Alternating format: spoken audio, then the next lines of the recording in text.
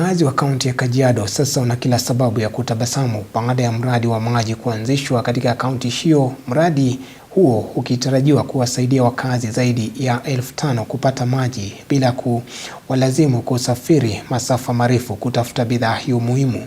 Eneo hilo limekuwa likikumbwa na changamoto ya uhaba wa maji kwa miaka mingi na mradi huo utakuwa afueni kubwa kwa wakazi hao. Mary Chalo ana taarifa zaidi. Ni afueni kwa wakazi wa eneo la Olobelbel, kaunti ya Kajiado, baada ya kuzinduliwa kwa mradi wa maji eneo hilo. Mradi huu na utakaonufaisha zaidi ya wakazi 500 pamoja na mifugo wao. Ambaye wakati kitambo kidogo tulikuwa na shida ya maji, tulikuwa tunateseka sana kama wamama, tunaenda maji mbali.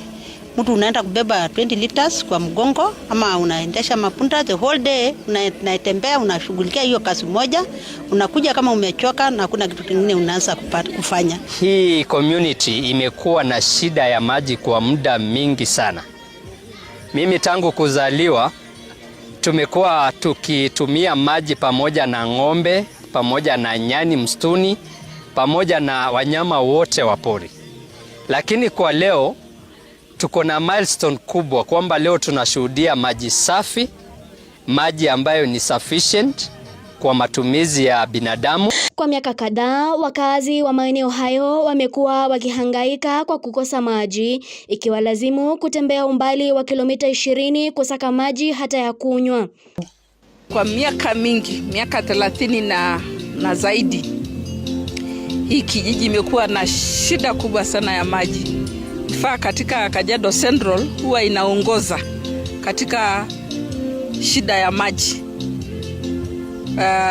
Kawaida kwa hii kijiji ikifika mwezi wa pili watu wanahama.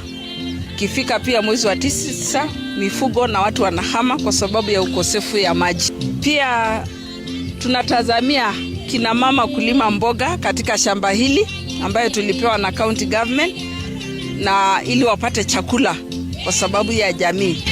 When you free women and children from the burden of carrying water, they're able to give their time to invest in education, in economic and livelihoods programs, and we have seen that time and time again in the communities that we support. Aidha, wamerai serikali na hata mashirika tofauti kuwasaidia kuanzisha miradi mingine ya maji itakayoendelea kuwasaidia kupata maji kwa ukaribu bila kulazimika kuendea maeneo ya mbali kutafuta maji.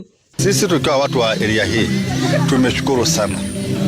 Na tunahitaji tu kusema in case, kwa sababu sisi tukiwa viongozi wa area hii ama community tumeshukuru sana. Na tunaomba usaidizi kwa mahali pengine kwa sababu sasa tunaona tumebarikiwa. Ile shida ilikuwa hapa ni maji. Mary Chalo, Undugu TV.